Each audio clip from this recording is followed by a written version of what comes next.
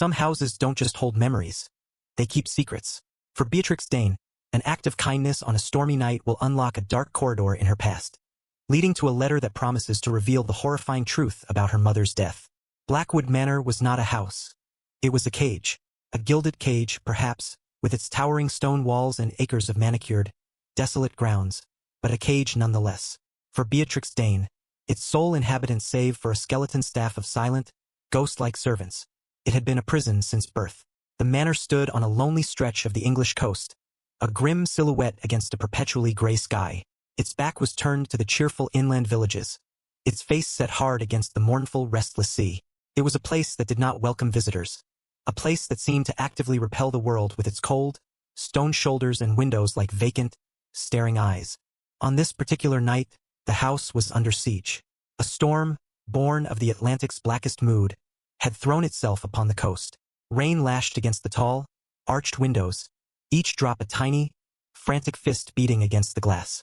The wind, a shrieking banshee, tore through the ancient oaks that dotted the property, their branches groaning and scraping against the stone walls of the manor like skeletal fingers trying to claw their way inside. It was a night for firesides and locked doors, a night when the world outside became a hostile, alien thing. Beatrix stood in the cavernous drawing room, a solitary figure dwarfed by the immense, shadowy space. She was a pale orchid in a house of stone and shadow, her simple dark dress a stark contrast to the room's decaying opulence. A fire roared in the great marble hearth, but its warmth seemed unable to penetrate more than a few feet into the room's oppressive chill. The flames cast long, dancing shadows that writhed on the walls, making the portraits of her grim-faced ancestors seem to shift and sneer in their ornate frames. She was used to the solitude, had been raised in it since her mother's sudden death years ago and her father's more recent, quiet passing. But on nights like this, the loneliness of Blackwood Manor became a tangible entity, a cold, heavy presence that sat beside her in the empty chairs. A sudden, violent crack of thunder shook the very foundations of the house.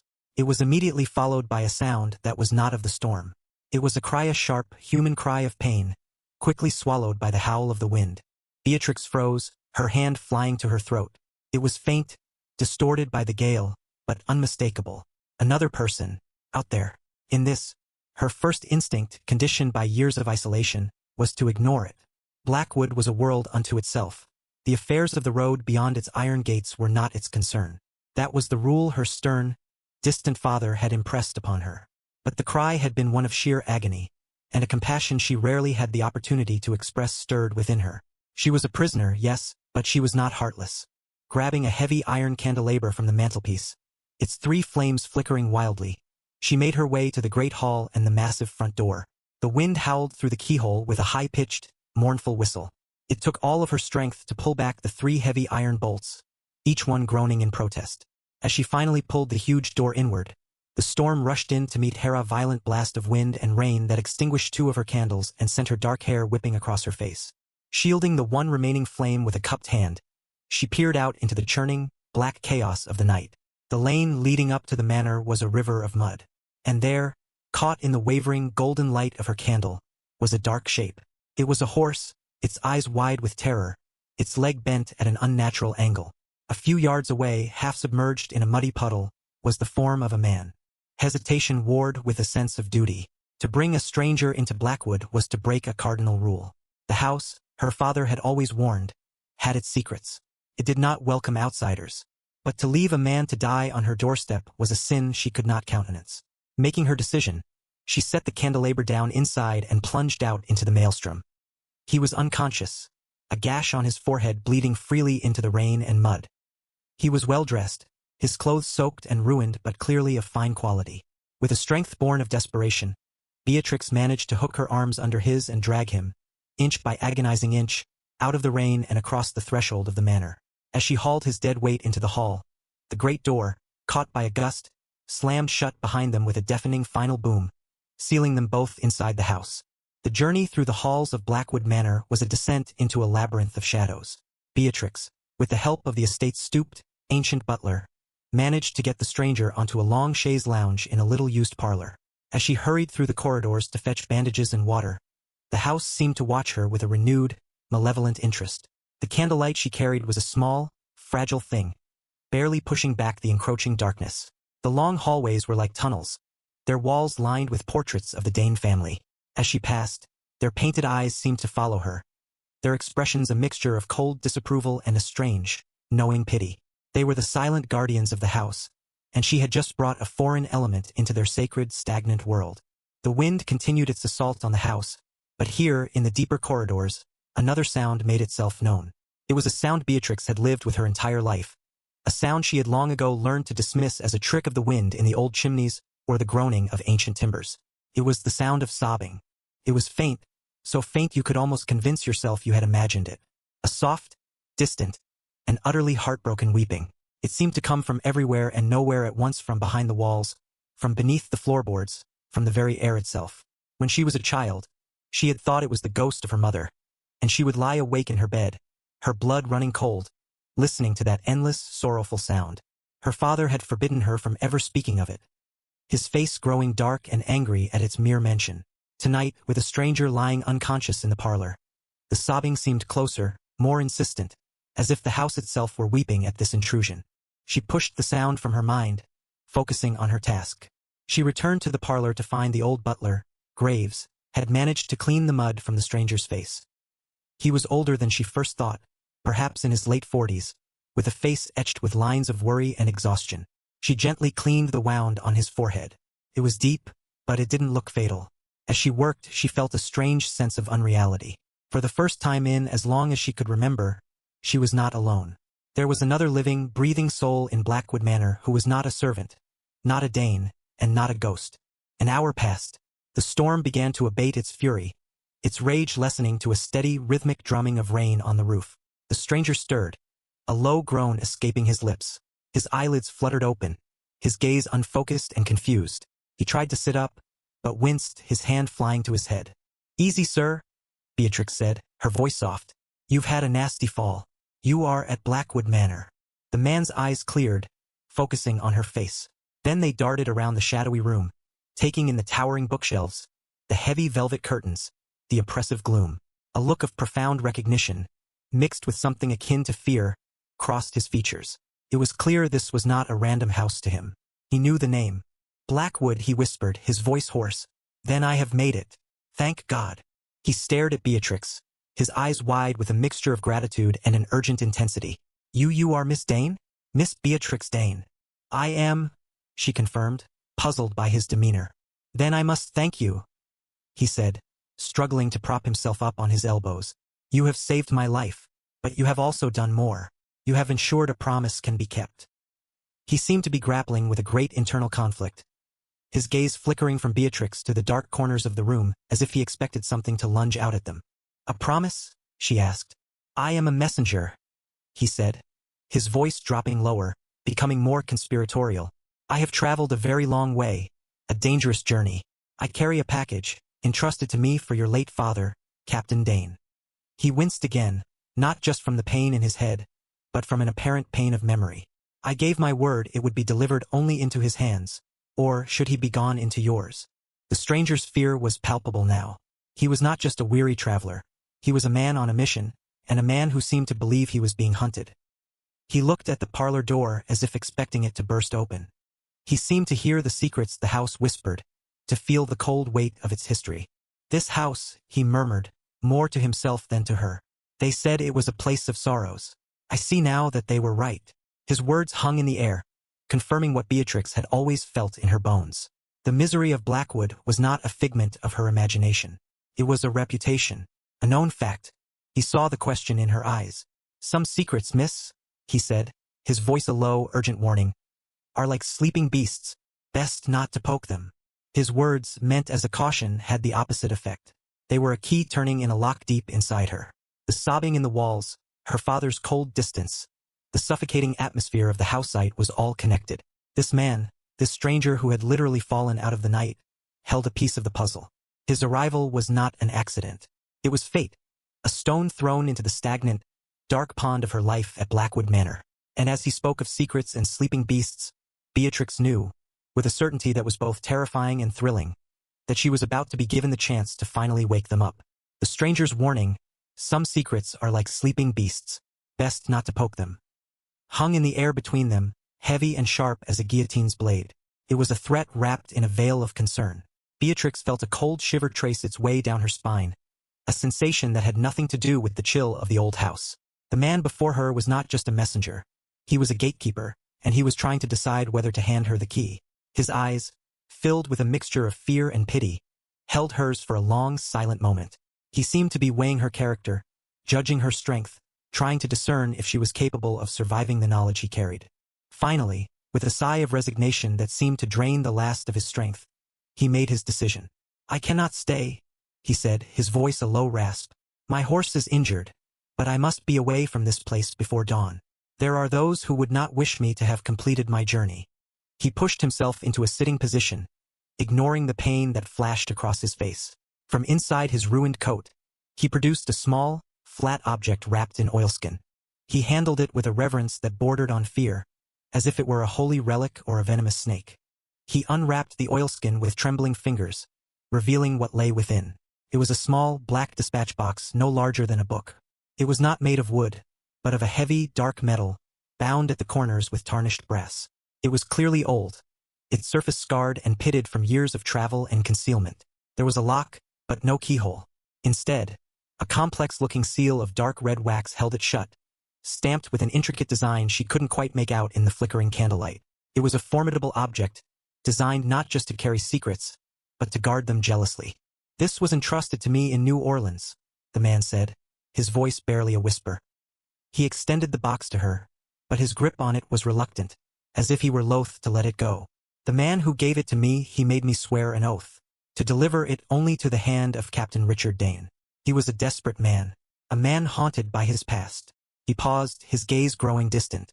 "He told me this box contained the truth, a truth your father needed to know, but one he would not want to hear." The mention of New Orleans sent a faint, dissonant chord ringing in the back of Beatrix's memory. It was a place connected, in some vague and shadowy way, to her mother. It was where her mother had been visiting relatives when the sudden fever had taken her. It was a name her father had forbidden her to speak, a place that existed only on her mother's death certificate and in the silent, sorrowful corners of her own mind. "My father is dead," Beatrix said, her voice steady despite the tremor in her hands as she reached out to take the box. Its weight surprised her. It was heavier than it looked, its metal surface cold and dead to the touch. "I know," the stranger replied, his eyes filled with a sad understanding. "That is why the oath extends to you, his heir. The truth now belongs to you, if you want it." He finally released his grip, and the full weight of the box settled into her hands. It felt like an anchor, something capable of pulling her down into very dark, very cold water. "Be warned, Miss Dane," he said, his voice low and urgent as he struggled to his feet. "The man who sent this, he was terrified. He said he was freeing his conscience, but he looked like a man who was signing his own death warrant. Whatever is in this box, it is a poison that has already claimed at least one life. I have fulfilled my promise. I pray to God you do not regret that I did." Without another word, he turned and limped towards the door, a man desperate to flee a house he had only just entered. He did not ask for aid, nor did he look back. He was a phantom of the storm, a messenger who had delivered his terrible package, and now sought only to disappear back into the night from which he had emerged. Beatrix heard the front door open and close, and then there was only the sound of the rain and the lonely, weeping wind. She was alone again, but the quality of the solitude had changed. Before, it had been a passive, empty thing. Now it was active, charged with a terrifying energy. The box in her hands was a living presence in the room. The silence of the house seemed to be listening, waiting for her to make her move. She carried it not to the drawing room with its roaring, cheerful fire, but to the one place in the house that felt like her own sanctuary, the library. It was a vast, two-story room, its walls lined from floor to ceiling with thousands of books that no one ever read. They were the collected knowledge of generations of Danes, silent leather-bound witnesses to the family's history. Moonlight, now that the storm clouds had begun to part, streamed in through the tall, cathedral-like windows, casting long, ethereal columns of silver light across the dusty floor. It was a beautiful, melancholic sight, a room of ghosts and forgotten stories. Beatrix sat at her father's enormous, carved oak desk. The surface was bare, cleared of his papers and possessions after his death, a blank slate waiting for a new history to be written upon it. She placed the dispatch box in the center of the desk, where it sat like a dark heart in a pool of moonlight. For a long time, she simply stared at it, her mind a whirlwind of fear and a desperate, burning curiosity. The sobbing, Her father's coldness. Her mother's sudden, distant death. The stranger's terror. It was all connected to this small metal box. It held the center of the web. Her hand trembled as she reached for a silver letter opener. Its tip sharpened to a fine point. The wax seal was hard, brittle with age. She hesitated, the stranger's final warning echoing in her ears. A poison that has already claimed at least one life. Was she about to willingly poison herself with this forbidden knowledge? Could she simply put the box away, hide it in a drawer, and go on living in the suffocating but familiar misery of her life? No, the beast was awake. It had been poked. There was no going back to sleep. With a sharp, decisive movement, she plunged the tip of the letter opener into the wax. It resisted for a moment, then gave way with a sharp crack that echoed like a gunshot in the silent library. The sound seemed to hang in the air, a declaration of intent. The seal was broken. The secret was now vulnerable. She lifted the heavy metal lid. The hinges moved with a faint, protesting squeak. The interior of the box was lined with faded, dark blue velvet, now worn and frayed. It was not filled with documents or jewels. Contained only one thing. Nestled in the center was a single letter, folded and sealed with its own, smaller wax stamp. The paper was not white, but a deep, sickly yellow, the color of old bruises or incurable disease. As she lifted it out, a faint, musty smell rose from its smell of decay, of damp places, and something else, a cloying, medicinal scent that made her stomach turn. The letter was addressed in a spidery, elegant script to her father, Captain Richard Dane, Blackwood Manor, England. She turned it over in her hands, her heart pounding a frantic, painful rhythm against her ribs. On the back, written in the same hand, was the return address. The words seemed to leap out at her, each one a separate blow. From the desk of Dr. Armand Moreau, the St. James Sanatorium for Afflictions of the Mind. New Orleans, Louisiana. Beatrix felt the blood drain from her face. Her breath caught in her throat, a choked, silent gasp. Dr. Moreau. The name was seared into her memory. It was the name at the bottom of her mother's death certificate. The one she had stared at for hours as a child, trying to picture the man who had been with her mother in her final moments. And the sanatorium, the official story was that her mother had been staying with wealthy relatives. There had never been any mention of a hospital, and certainly not a sanatorium for afflictions of the mind. A lie. It had all been a lie. The carefully constructed narrative of her past, the one her father had painstakingly built and maintained, crumbled into dust in that single terrible moment. Her mother had not been a beloved guest in a fine New Orleans mansion. She had been a patient, an inmate, and Dr. Moreau was not just a family physician. He was the keeper of a madhouse. Suddenly, the faint, disembodied sobbing she had heard her entire life took on a new and horrifying significance. It was not the wind. It was not the groaning of the house. It was an echo, the echo of her mother's grief, trapped within the walls of Blackwood.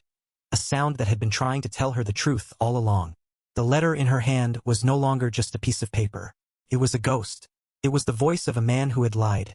The voice of a doctor from a madhouse who had presided over her mother's death. Why was he writing to her father? To offer condolences years after the fact? No. The terror in the messenger's eyes, the secrecy of the dispatch box, the lies that were now unraveling before her, it all pointed to something far more sinister. This was not a letter of sympathy. This was a letter of consequence. She stared at the smaller wax seal on the letter itself, her own family's crest, the Dane lion, pressed into the dark wax. It was as if her father had received it, read it, and sealed it again, imprisoning the truth within. But now it was in her hands. The truth was crying out from its yellowed paper prison, and she was the only one who could hear it. With a hand that was surprisingly steady, she picked up the silver letter opener again. The time for fear was over. Now was the time for answers. She was about to read her mother's true story, and she knew, with a certainty that chilled her to the bone, that it would not be a story of fever. It would be a story of horror. The library, which had been Beatrix's only sanctuary, now felt like a courtroom. The moonlight streaming through the high windows was no longer ethereal and beautiful. It was cold and interrogating, like the gaze of a hanging judge. The thousands of silent books lining the walls were a jury of the dead, waiting to hear the evidence. At the center of it all sat Beatrix, the accused, the plaintiff, and the witness all at once. In her hand, she held the verdict, the letter from Dr. Moreau. Her fingers, which had been trembling, were now unnaturally still. A cold calm, the kind that precedes a battle or a final breath, had settled over her. The time for fear and speculation was over. The past was no longer a vague, sorrowful mist. It was a sealed document, and she was about to read it. She picked up the silver letter opener, its pointed tip gleaming like a sliver of ice in the moonlight. The small wax seal, bearing her family's crest of a roaring lion, seemed to mock her. A symbol of pride and nobility, now used to imprison a dirty secret. She slid the sharp tip under the edge of the wax. She did not hesitate. There was a dry, brittle crack, a sound shockingly loud in the profound silence of the room. It was not just the sound of breaking wax. It was the sound of a pact being broken, of a tomb being unsealed, of a lifelong lie being shattered into 1,000 pieces. The point of no return had been crossed. With meticulous care, she unfolded the yellowed, brittle paper. It was as fragile as a dead leaf, and she feared it might crumble to dust in her hands, taking its secrets with it. As she flattened it on the polished oak of the desk, the faint, cloying smell of old medicine and decay grew stronger, an olfactory ghost rising from the page. The letter was filled with writing, not the neat, elegant script of the address, but a frantic, spidery scrawl. The ink was a faded brown, blotted and smeared in several places. The words slanted and hurried as if the writer were being pursued. His hand shaking with a terror that bled through the ink and onto the page. She began to read. Captain Dane. It began, the words a desperate plea across time and distance. If you are reading this, then my courage has held, and my conscience, at long last, has won its war with my cowardice. For years I have lived with what I have done. I have seen the face of your wife in my nightmares, and I have heard her voice in the quiet moments before dawn. I can bear the silence no longer. You have lived with a lie, a comfortable story crafted to protect you. Now you must live with the truth as I have. God help us both. Beatrix's breath caught in her throat. This was no simple letter of explanation. This was a confession. Her eyes scanned the page, flying over the frantic lines of ink. Your wife, Eleanor Dane, did not die of a sudden fever in my care.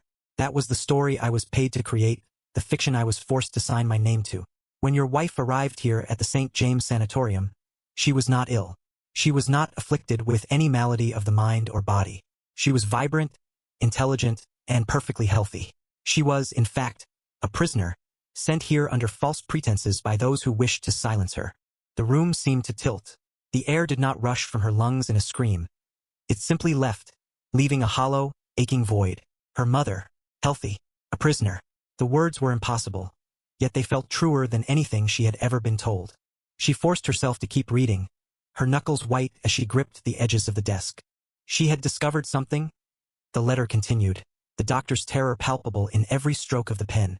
A truth about the Dane family, a secret so dark, so unforgivable, that its exposure would have meant the utter ruin of your family's good name. I do not know the full extent of it, for she would not confide in me, her jailer. But I know that she had proof and she intended to use it. She was not mad. She was dangerous. Dangerous to them. I was given a choice, Dr. Moreau wrote, the ink blots becoming more frequent as his confession deepened. A choice between my career, my life, and my honor. I was visited by powerful men who spoke on behalf of your family's interests in this city. They reminded me of my debts, of the patrons who funded my sanatorium. They made it clear that Mrs. Dane was a problem that needed a permanent solution. They called it a treatment, a new serum to calm her agitated nerves. Beatrix felt a wave of nausea so profound she had to close her eyes. She could see it, the sterile white room. Her mother, beautiful and defiant, trapped. The doctor, a coward in a white coat, approaching with a syringe. The medicine I was forced to administer to your wife over the course of a week, it was no medicine at all. It was a poison, a subtle and cruel concoction from the swamps of this land, designed to mimic the symptoms of a rapid fever while slowly, inexorably, shutting down the body's functions. It is untraceable, a phantom that kills and leaves no sign of its passing. I watched her grow weaker each day. I watched the light in her eyes dim, and I did nothing. On the final night, she knew. She looked at me, and there was no anger in her eyes, only a profound, heartbreaking pity. For me, for my damned soul. I signed the death certificate, fever of unknown origin, and my part in the conspiracy was complete. Murder. The word was a brand, burning itself into her mind. Not an accident. Not a sickness. A cold-blooded, calculated murder. Her father's coldness was not grief. It was guilt. The house's sorrow was not memory. It was a stain.